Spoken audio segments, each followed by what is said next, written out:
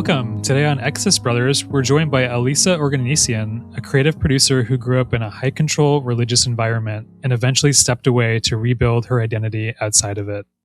We talk about what it's really like to separate your beliefs from who you are, how faith quietly shapes you, and how you learn to build meaning and make decisions on your own once you walk away.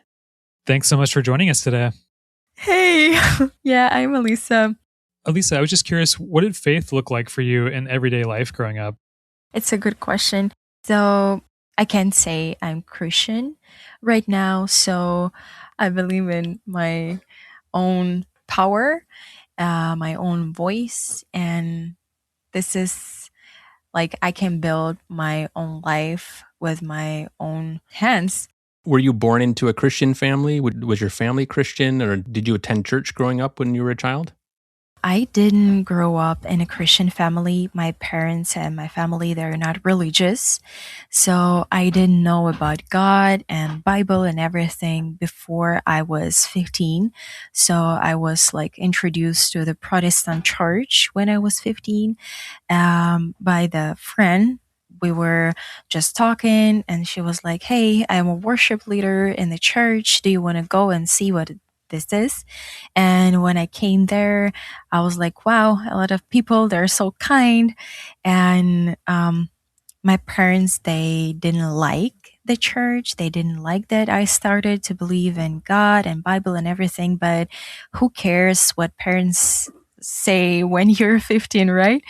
And when I just got there, they were like, okay, you can start serving and you can sing in here because I'm a professional singer also. And I started and I was like really deeply in there. So when I was like 16, 17, I was like full time in there serving in the church, like almost living in a church. So it was like something really important for me. And when I was 18, I got married to the youth pastor. And I thought this is the right way. This is what God wants me to do and where I should be. And I believe that this is the God's plan because they were saying it. And I was like, okay, I will be happy if I will do everything that they're saying. Yeah, so I believe that when you're getting married, when you're giving birth to your kids and everything, you'll be happy woman, sitting at home, not working, and everything. So I was deeply involved in church life, like Bible study and everything. So I was like full time in there. But like after a few years, I was already like not sure what was going on, but everybody was okay with it. And I was like, okay. Maybe it's just me, something is wrong with me. And I was like trying to share my concerns with my leader. And she said that it's a devil and I should just pray and be thankful. And after that, I was trying to not think about some weird things in a church, especially, and even in the Bible. And I was like, okay, but something is wrong with me, not with those things. And I was only 18, like almost a child, and I didn't have my own choice. My parents were fighting for me, but I didn't want them to control me as I thought. When we moved to US, I had already one child and I was pregnant with second. I almost like felt a freedom to try to think my own way. And when I tried, I realized that I am not sure if all this right. And I noticed that church is something manipulative for me right now. So I can say that people, they're just controlling your life. And when we left and we didn't have church at all, I felt like a freedom. And I was like, okay, but why should I go there and everything? So my ex-husband, he was pastor.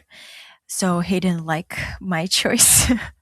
And he was like, okay, no, you can't think like this. But I was like, okay, but I grew up. I realized something. I realized that it's not what I really want. And I noticed a lot of weird things. And I realized that right now I'm like so traumatized. And sometimes I like even can't hear the words from Bible because I feel like something like is growing inside me and I feel trauma inside. So yeah, so right now I am not Christian. I do not believe anymore at all. And I feel like people who are in the churches, sometimes it's not bad, but usually they don't even realize how much control they believe that they found a freedom. They're really special, not like everyone around them. They're like dirty, they're like really bad, but they are in a church and they're really better than everybody.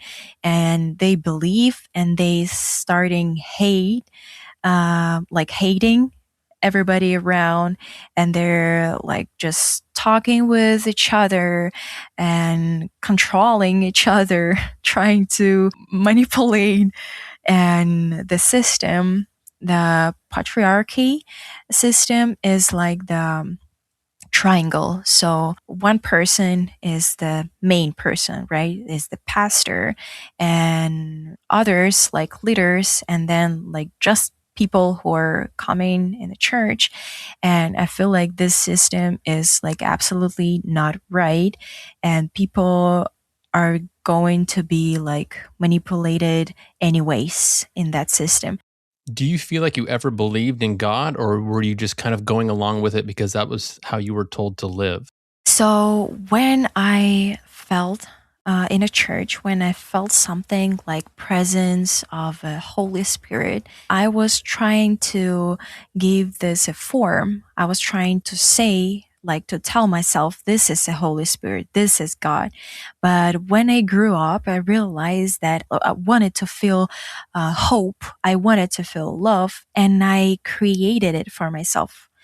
Like when you're listening to music, you're trying, like, I think it's a human's brain when you're just like giving yourself something that you really want, and you found a form like music or Bible or something where you can find, but it's actually you, not something outside, but inside you. So right now, I am also a musician and everything, and I found that I can give it to myself. I can give it to myself peace, same peace as I felt when I thought that it's a Holy Spirit. Same like feelings when I am singing, when I am when I hear the music.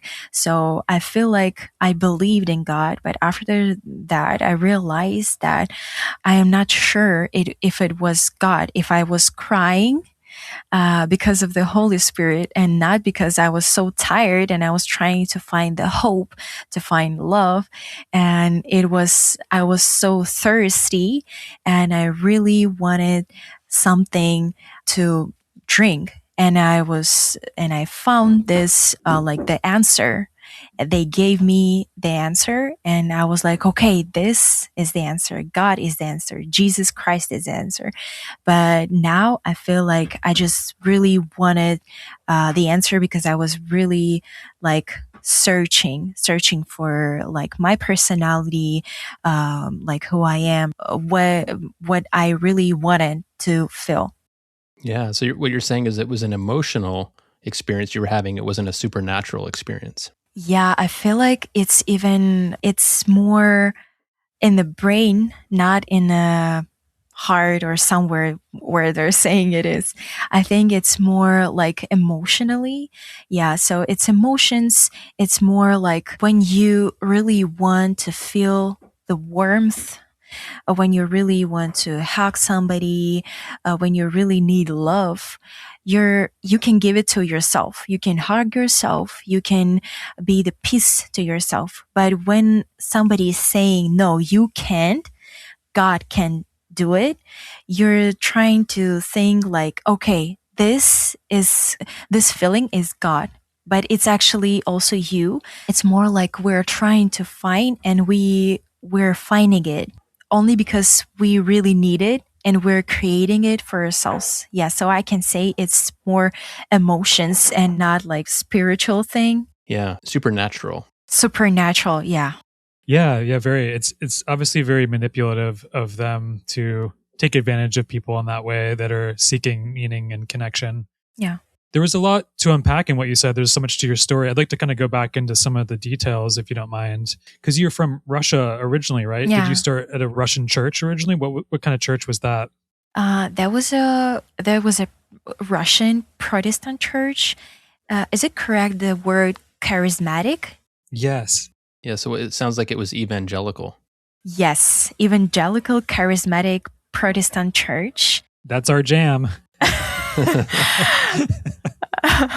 And I think that was like really weird experience. When I just got there, I found it really weird, but they said this is how God works, so I believed.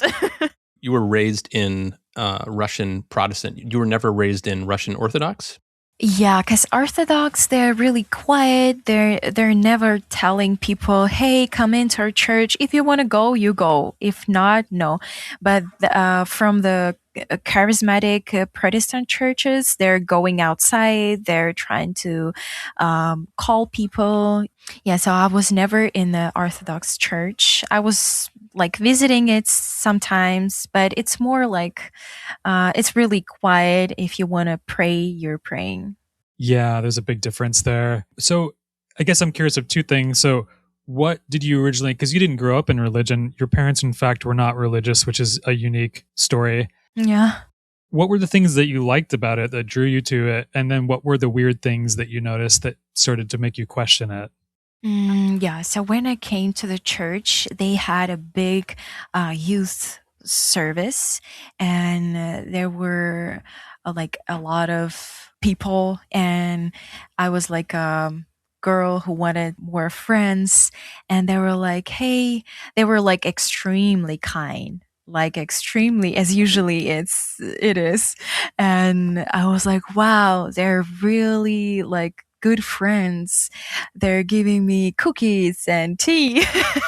And like, yeah, I feel accepted in there. That's what I felt, because I didn't have like a easy childhood, and I felt like we had a tense in our relationships with my parents, and I really wanted to go out and didn't want to come back to my own home.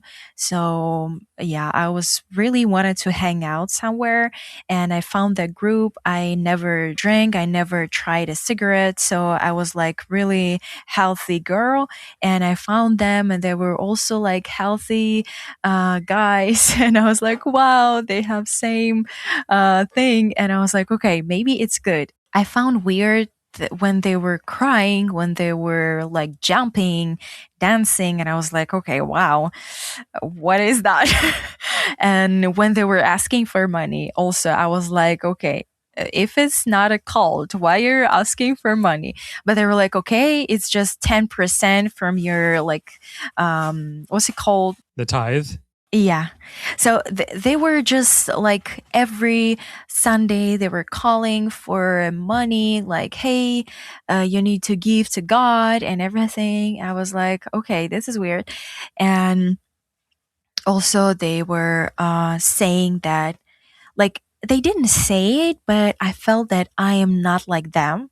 I am not enough if I didn't read the whole Bible like 5 times, if I'm not praying like them, if I'm not praying in tongues.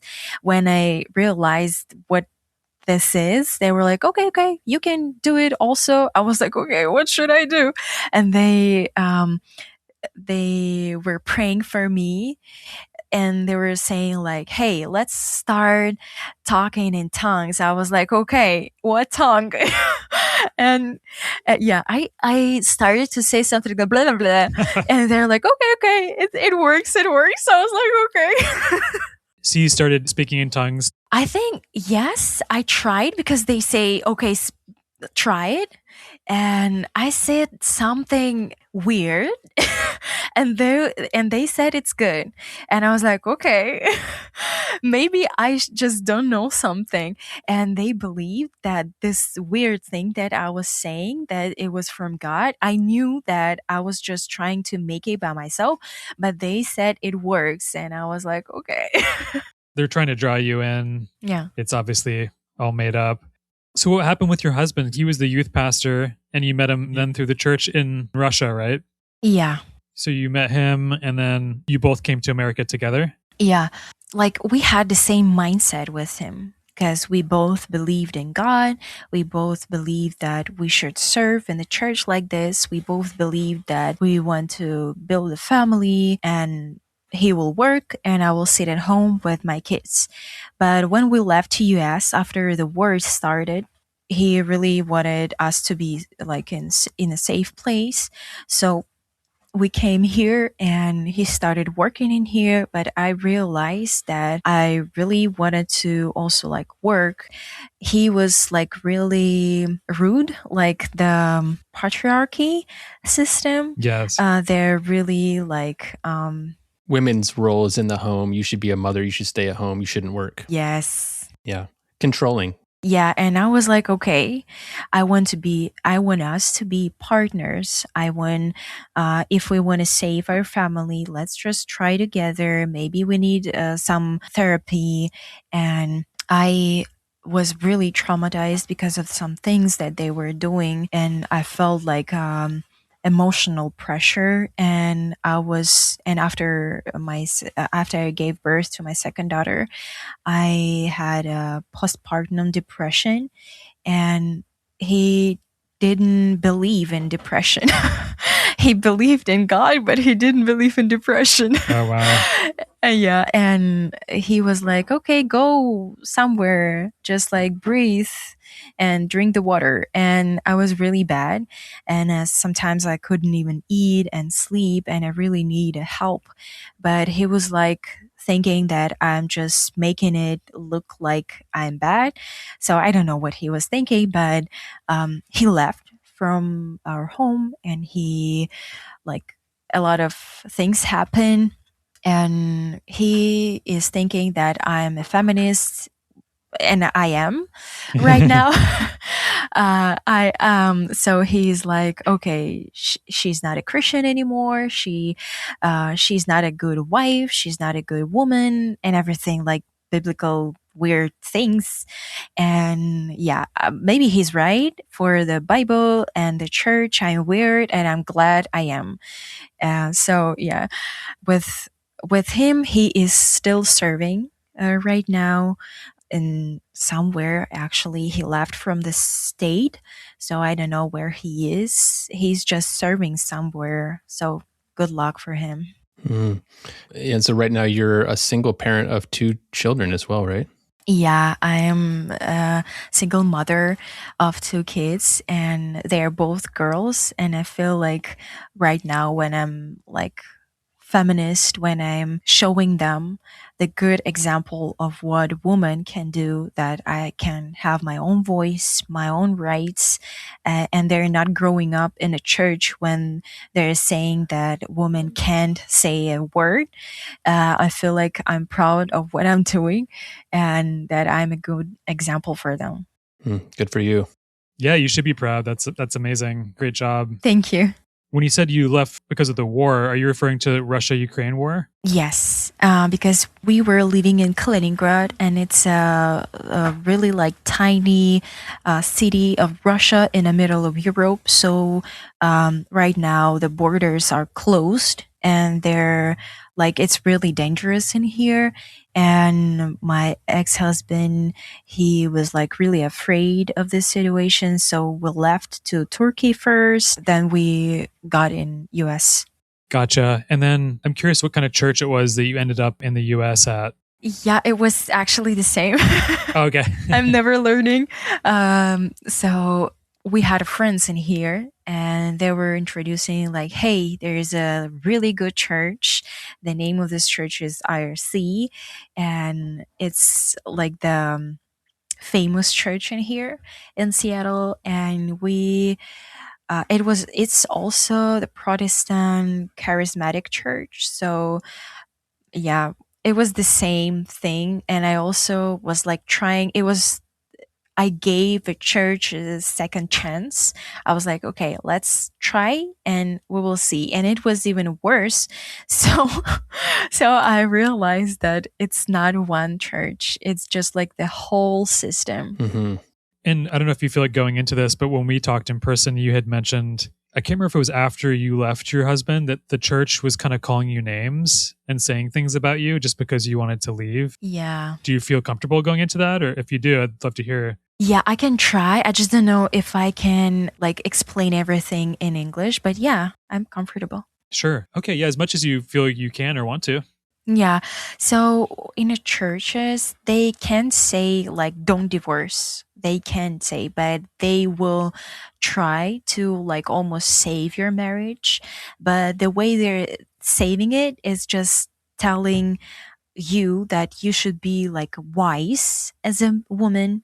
Wise means just eat the shit like by yourself, and you're just like trying really hard, and then you're like, okay, now you're a good woman.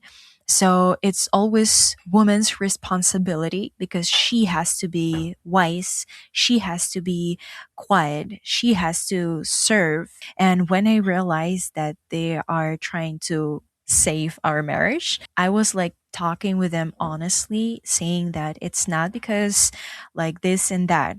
I really wanted to talk with him, but it's not my responsibility. It's 50-50, and it's partnership, and I can't save our marriage. And they really didn't like it. And when we realized that we're divorcing, they were really mad, and I left from that church, and they're saying that I am a whore.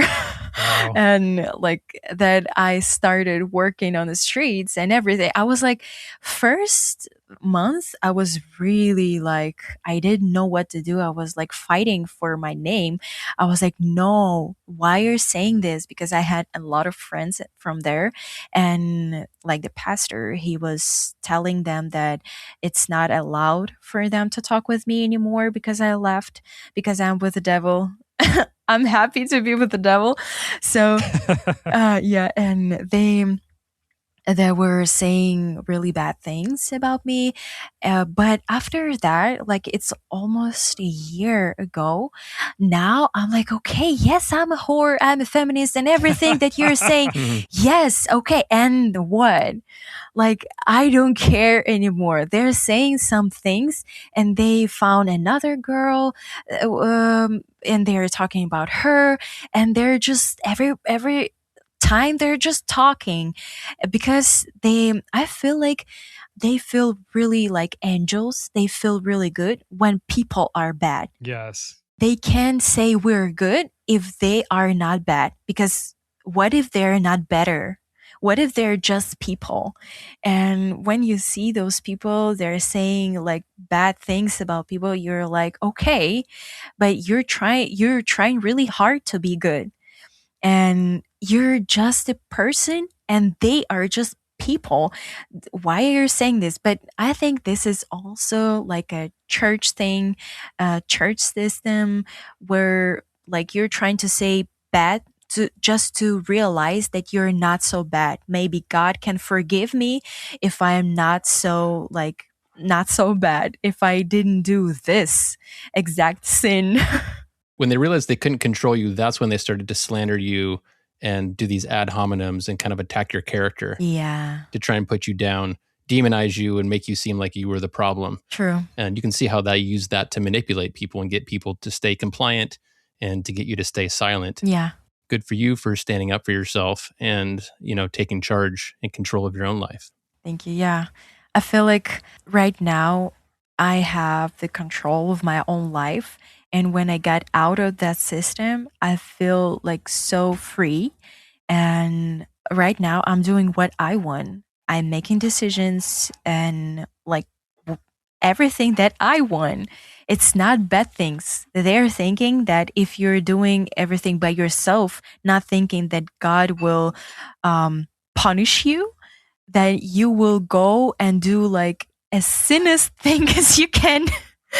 And I'm not drinking, not because God will punish me, but because I don't want to. Uh, and like it's a big difference. And sometimes people in the church, they're not drinking only because Bible says, not because they don't want to, and they're not doing really bad things. They're not killing each other because Bible says. But okay, man, if you want to do it, just do it and go to the prison. Because if you're not doing it only because God said, it's not helping you. And yeah, so right now I'm building my own life and I feel like I have freedom finally.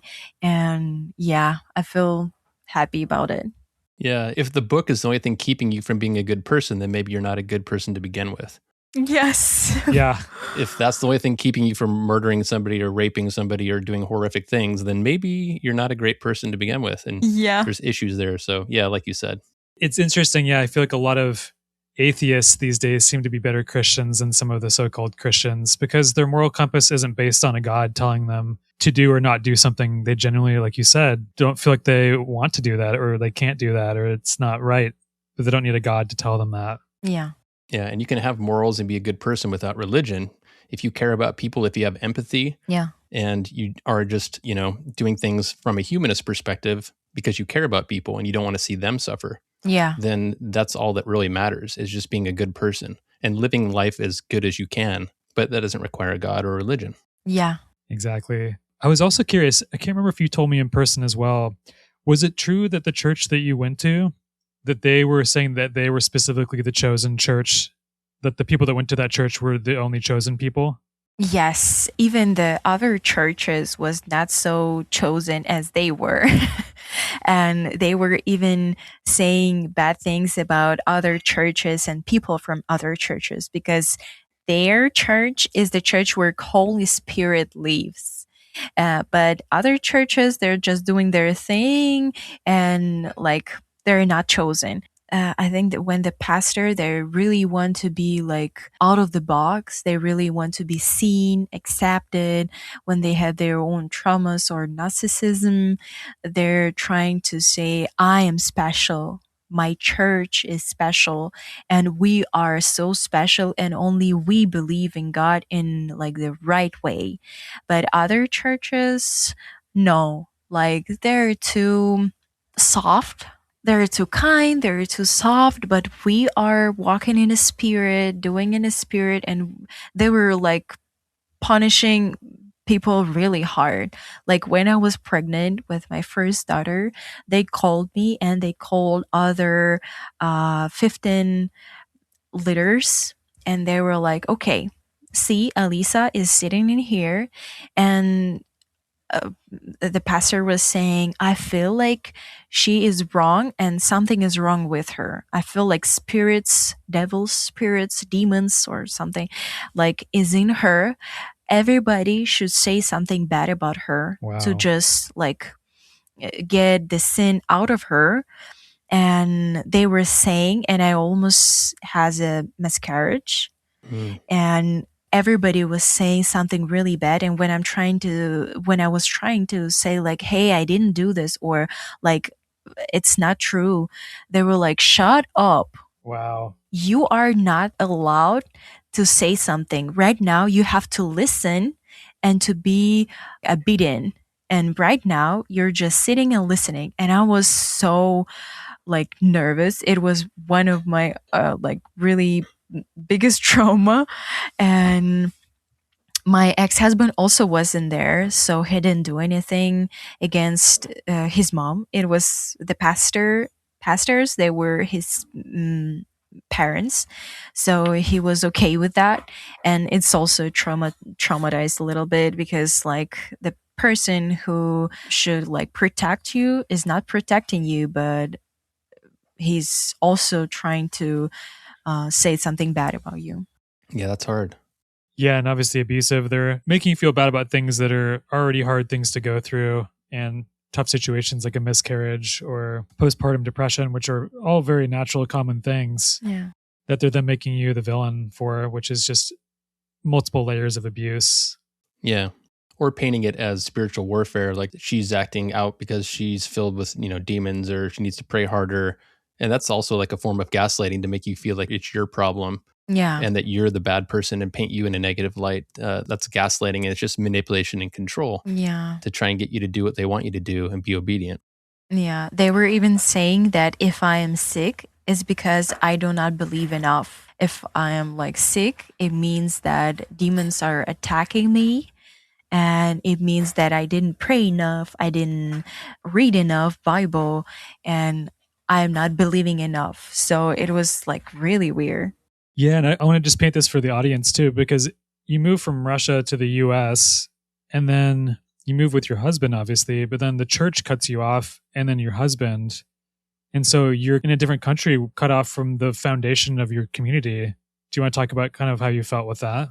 Yeah, I feel really bad actually, because I don't have family or friends in here, and I am just building a new life. And I also have my responsibilities. Like I'm the only person who responsible for my two kids, and I feel like I don't have a choice. I have to be strong. I have to work. I have to make things work. So I feel so alone, but I know it's the start. And I feel like I will find my people here. I will find my community here, and I will build my own family in here. So I believe that this is the start, but it's always hard to start from like scratch, from the zero.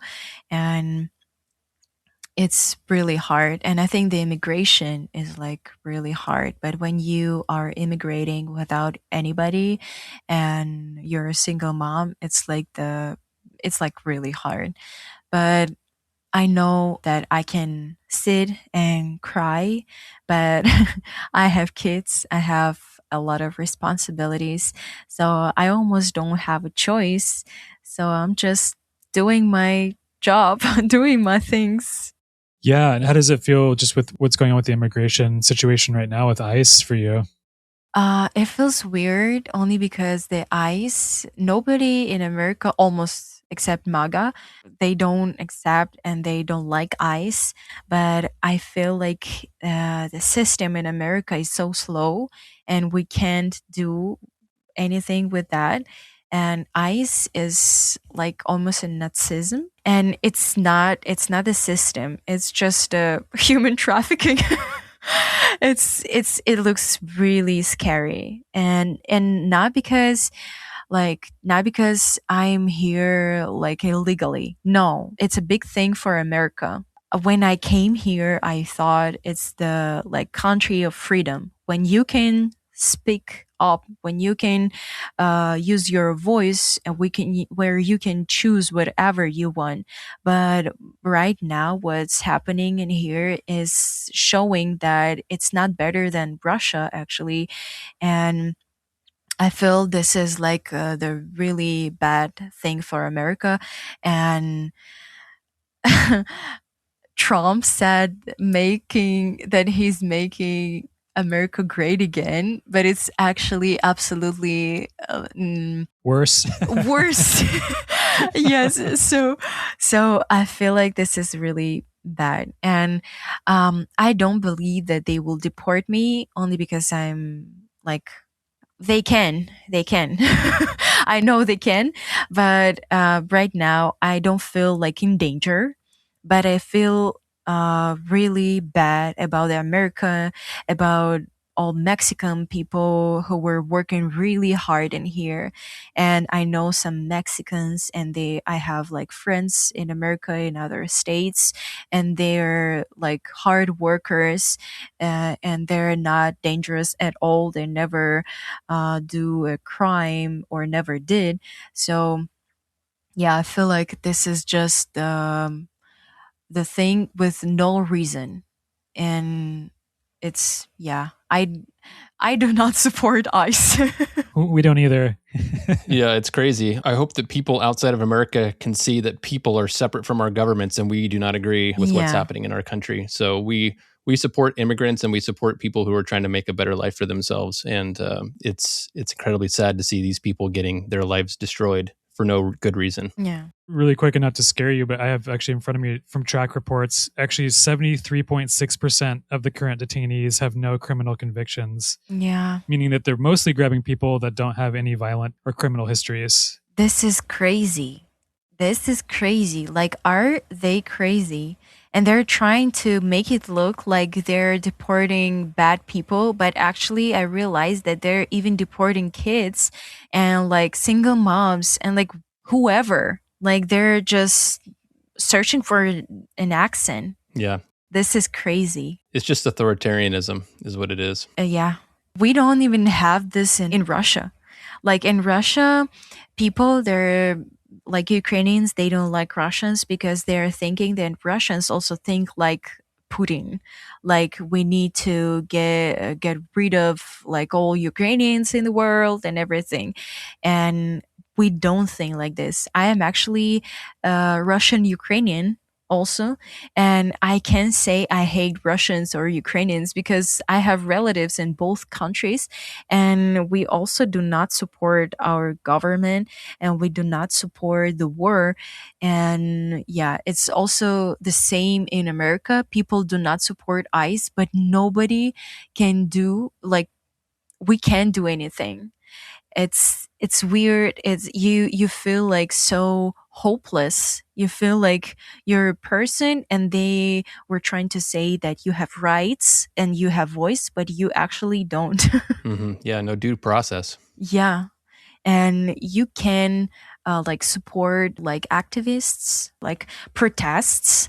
You can support it, but it's almost not doing anything, and you feel so like scary that people from the government, they can do whatever they want and they will not go to the prison. They will just do, and that's it. And the Epstein files also, like if we look in there, like a lot of people, like a lot who we know, they're like artists and government guys, and like I was just shocked. Like, is it? And because they don't have enough proofs, except this like files, they're like, okay, but we can prove it. We can't prove it.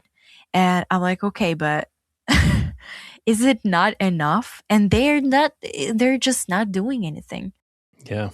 They're the real criminals. The people in charge are the people who are, a lot of them who are actually criminals, and they're deporting people who are not criminals. So it's totally backwards and that's upside down. Yeah. If there was justice, then it would be served on those people and they would, get what they deserve. There would be accountability. Yeah. And instead, it's like totally backwards. It's so unfair. Yeah.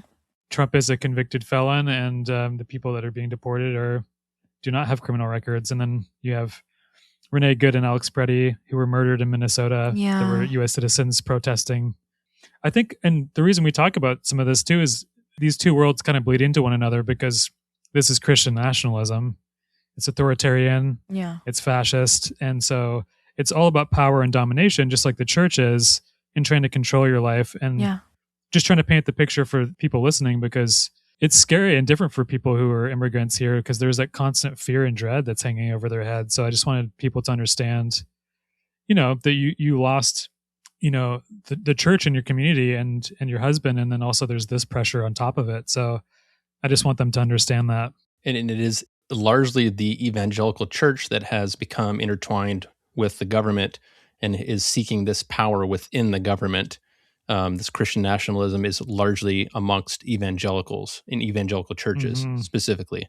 So you can see that it is about domination and control. Yeah. Yeah. Is it 80% of evangelicals, I believe, supported Trump's elections? Yeah, it's crazy. Even that church in Seattle where we were going, they are supporting Trump even after all those things that they realized he is doing, and they're still supporting him. And I'm like really shocked. Like, do you think he's a real Christian, or he's just trying to say that he's Christian just because people like when he is saying this? And yeah, it's just obvious that he's just lying. And they are not only believe in him, they're fighting for him.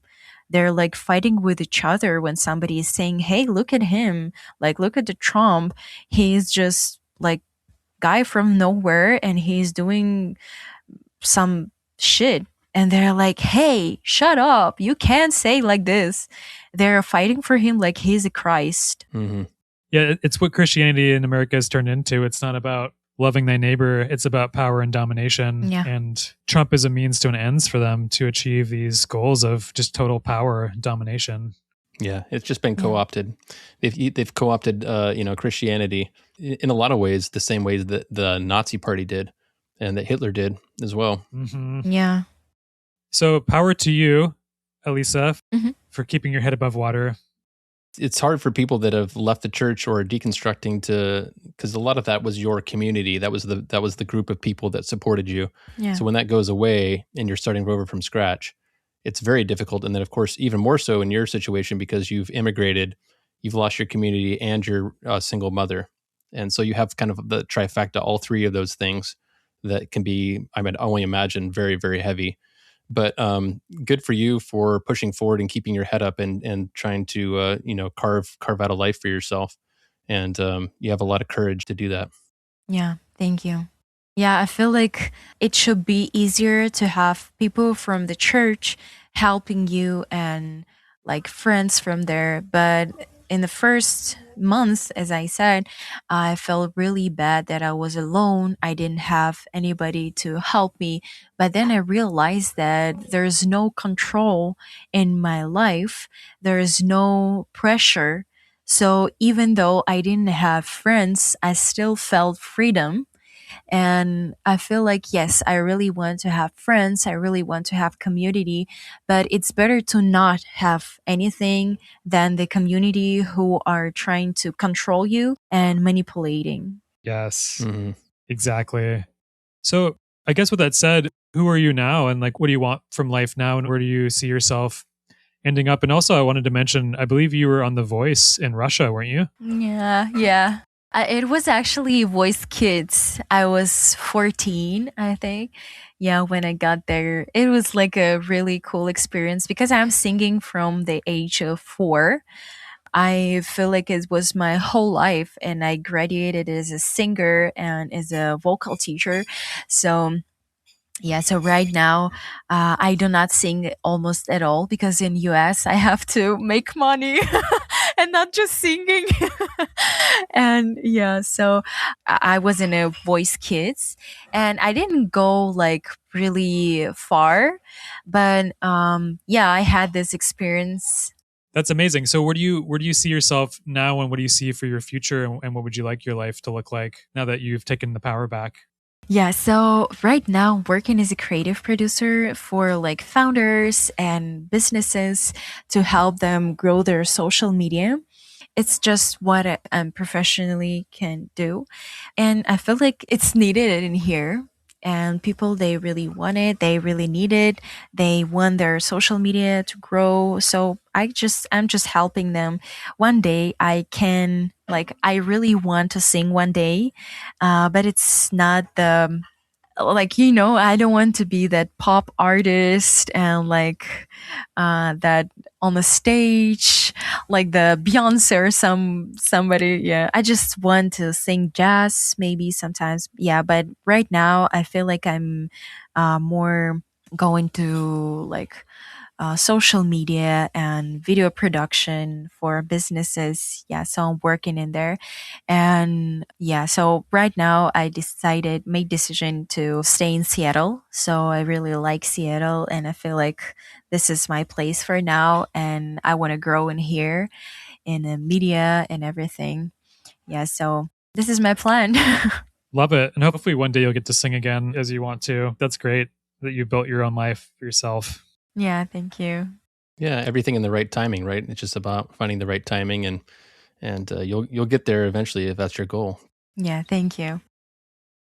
That was our conversation with Alisa Oganisian. If her story resonated with you, you're definitely not alone, and we hope it helped put words to parts of the process that are often hard to explain. If you want to support the show, follow Exodus Brothers, share the episode with someone who might need it, and leave a review. It genuinely helps more people find these conversations. We'll see you next time.